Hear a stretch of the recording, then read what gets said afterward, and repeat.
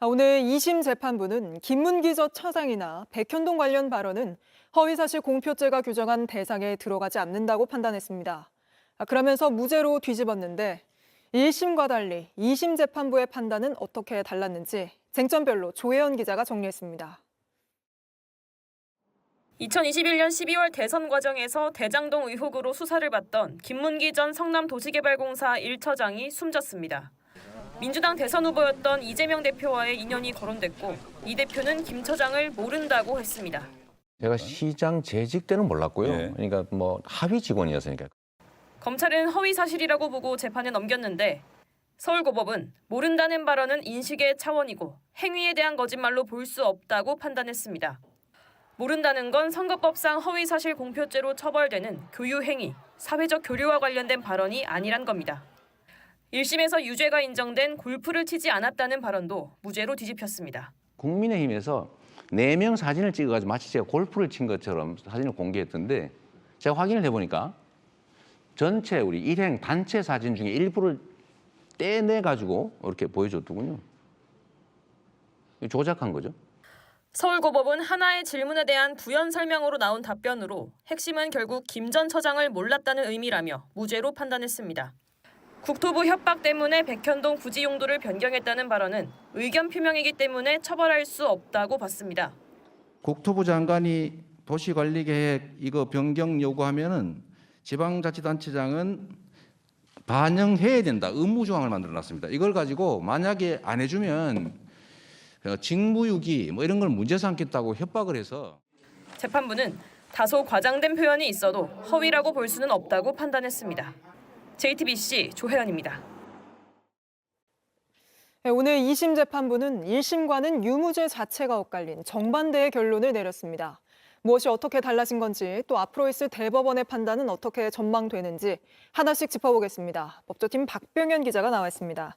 자, 박 기자, 오늘 선고 내용을 보니까 2심에서는 1심과 달리 이재명 대표의 발언을 굉장히 세분화했던데 어떤 게 바뀐 겁니까?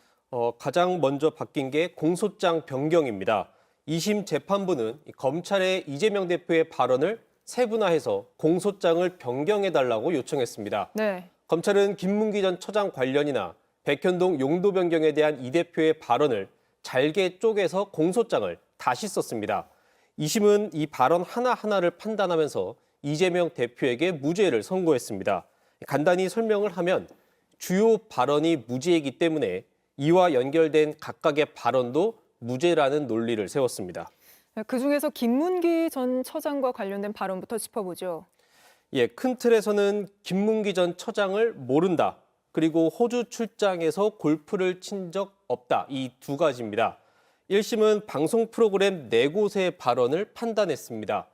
김문기 전 처장을 몰랐다라는 점은 허위사실 공표죄로 처벌하는 교유 행위가 아니라며 무죄, 골프를 안 쳤다라는 골프 관련 발언은 유죄였습니다. 그런데 2심은 어떻게 판단이 달라진 겁니까? 2심은 각 방송의 발언들을 잘게 쪼갰습니다. 모두 10가지로 나눠서 판단을 했습니다. 먼저 김문기 전 처장을 몰랐다와 도지사 때 알았다. 이 부분은 2개로 나눴고 라디오와 TV 프로그램 인터뷰도 이 문장에 따라서 다시 쪼갰습니다. 네. 자, 그러면서 김문기 전 처장을 몰랐다라는 건 죄가 안 되기 때문에 이와 연결된 각각의 발언도 차례로 무죄로 판단했습니다. 이 골프 발언 역시 김 전 처장을 몰랐냐라는 각 방송사 사회자의 그 질문에 따라 나온 것이기 때문에 이와 연결된다고 보고 무죄로 판단을 했습니다. 앞서 국민의힘은 이 호주 출장 단체 사진 중에서 이재명 대표와 김문기 전 처장 부분을 확대 공개했습니다. 네. 사진이 조작됐다는 이 대표의 발언을 두고 2심 재판부는 원본에서 잘라낸 것이기 때문에 조작이 맞다고 판단했습니다. 그러면 백현동 용도 변경 관련한 부분도 잘게 쪼개서 판단을 한 겁니까?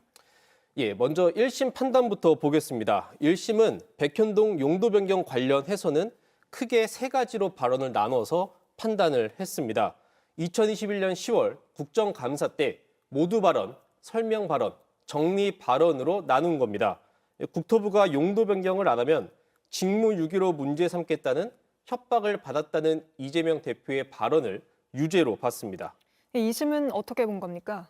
예, 2심은 여기에서 더 잘게 쪼개서 모두 7개의 발언으로 나눠서 판단했습니다. 이 발언 중 하나인 이 국토부 요청에 따라서 이 백현동 용도 변경을 했다라는 취지의 말이 사실인 것으로 전제를 하고 이 직무유기는 이재명 대표가 느낀 압박에 과장된 표현 그리고 협박이라고 표현한 부분은 이재명 대표의 의견 표명이라고 봤습니다. 결국 허위사실 공표죄가 안 된다는 겁니다. 특히 이재명 대표의 측근으로 알려졌던 백현동 용도 변경의 브로커 김인섭 씨가 대법원에서 유죄 확정받은 것도 없고 이재명 대표의 개입이 대법원에서 확정된 건 아니라고까지 설명을 했습니다. 이제 검찰이 상고를 하면 이 사건도 대법원으로 가게 되잖아요. 어떤 게 대법에서 쟁점이 될까요?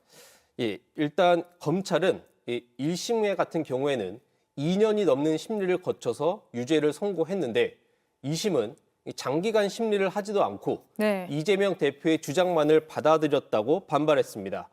또 선거인이 받아들이는 발언 내용과 전혀 다른 내용으로 법원이 이를 해석해서 무죄를 선고했다고도 했습니다. 검찰은 일단 상고를 하겠다는 입장이어서 대법원으로 가면 2심 재판부처럼 이 이재명 대표의 발언을 잘게 쪼개서 판단하는 방식이 쟁점이 될 수도 있습니다. 또 국토부에서 협박을 받았다는 발언 같은 경우도 이것이 의견 표명인지 사실에 관한 것인지가 쟁점이 될 것으로 보입니다. 대법원 판단은 언제쯤 나올 걸로 예상이 됩니까? 일단 대법원의 판단은 무죄가 확정되거나 아니면 파기환송 두 가지 중 하나입니다. 네. 이 선거법은 1심에선 6개월, 2심과 3심은 각각 3개월 내 처리하는 게 원칙이고 2심 뒤엔 평균 70여일이 걸렸다는 통계도 있습니다. 윤석열 대통령의 탄핵이 인용되면 60일 이내에 조기 대선이 치러지는 만큼 대법원이 언제 판단을 하느냐도 관심 사안입니다. 알겠습니다. 박병현 기자는 여기까지 알아보겠습니다.